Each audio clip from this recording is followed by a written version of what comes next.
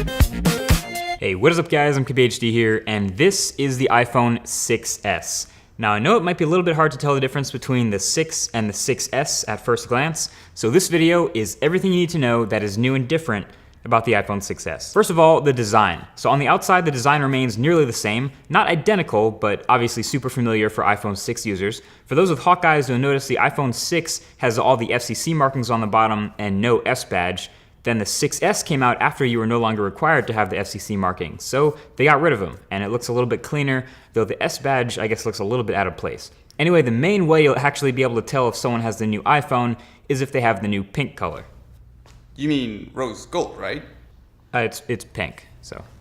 Dude, it's rose gold. It's like a pale, faded version. Seriously, it's rose gold.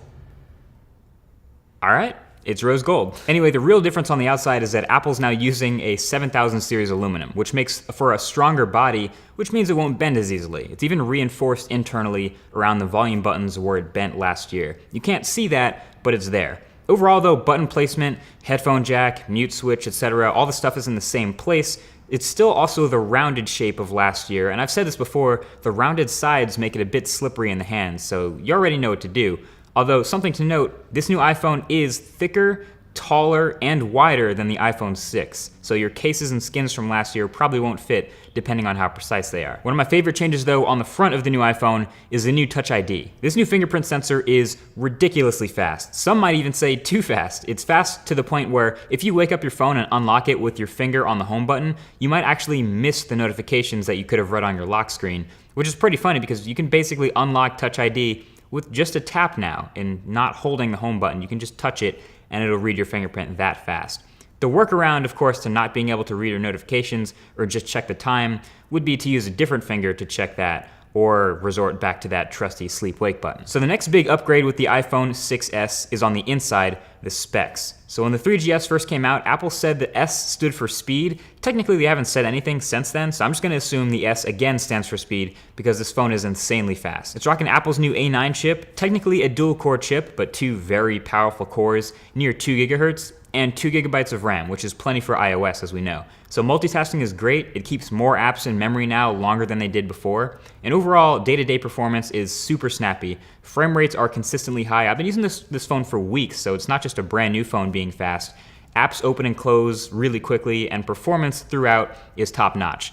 The 6S drops some insane scores too in Geekbench, on par with some laptops. So if that gives you any idea, this phone is blazing. Now there is one spec that's actually technically worse than it was before, and that's the battery. On paper, you actually have technically a slightly smaller battery in these new iPhones than you did in the previous. So the iPhone 6S is down to 1715 milliamp hours, and the iPhone 6S Plus down to 2750. The battery life, however, is still about the same, meaning the iPhone 6S battery is okay. It'll probably last you a full day normally, but heavy days you might find yourself needing to plug in before the end of the day. But the iPhone 6S Plus battery is really good. That's one of the benefits of a bigger phone. The 6S Plus has one of the best battery lives in any smartphone. It has awesome standby time, meaning you can forget to charge it at night and not have any worries. And I've failed to kill it in a day, so I'm more than happy at the end of the day ending with 20 to 30% battery life, even after normal or heavy use. Now the next main thing that's changed in the iPhone 6S is the display. Now the panel itself is still the same. It'll still look the same,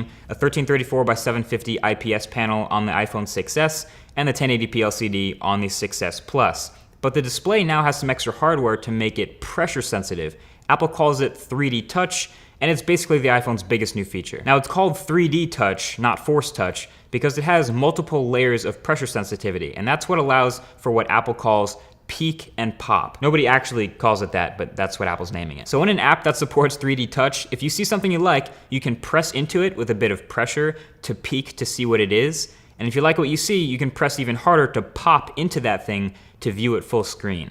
And that's the essence of peek and pop. It's not just a long press, so you can actually peek into something and then decide that's all you want to see, and then you can release it to minimize it back.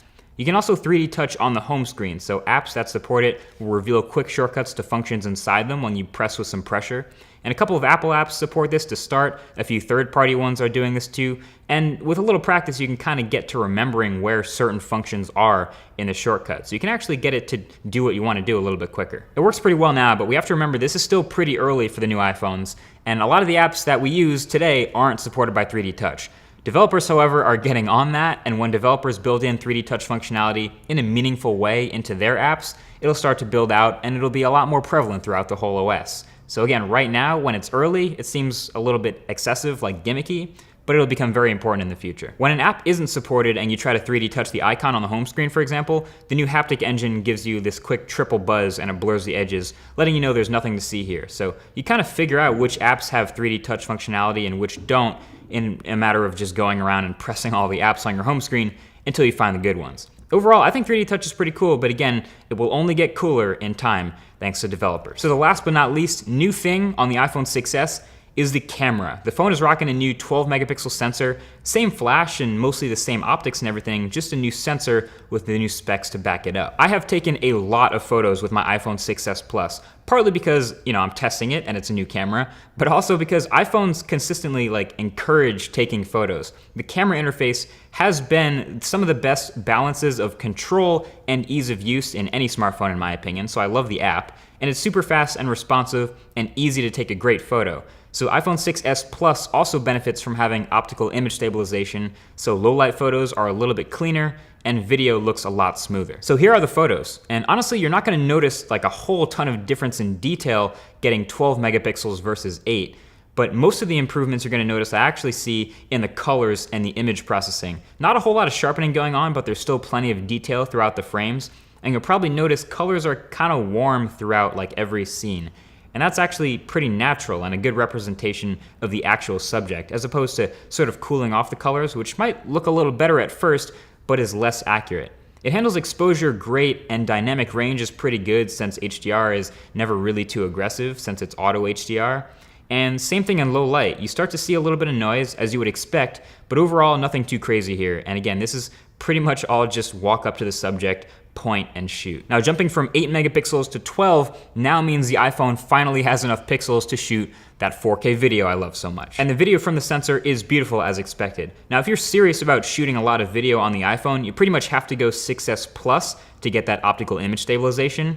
But yeah, more of the same characteristics show up here. Detail without being overly sharp, and great exposure and dynamic range while not blowing things out, and accurate colors with warm tones all the way through. There's also a new feature in the camera this year called live photos, and I've tried really hard to give this a chance and see if it's not a gimmick, but it kinda is. Basically, live photos, which are enabled by default, captures 1.5 seconds before and 1.5 seconds after you press the shutter button for every picture. And you can even see the live indicator while you're capturing after you hit the shutter button.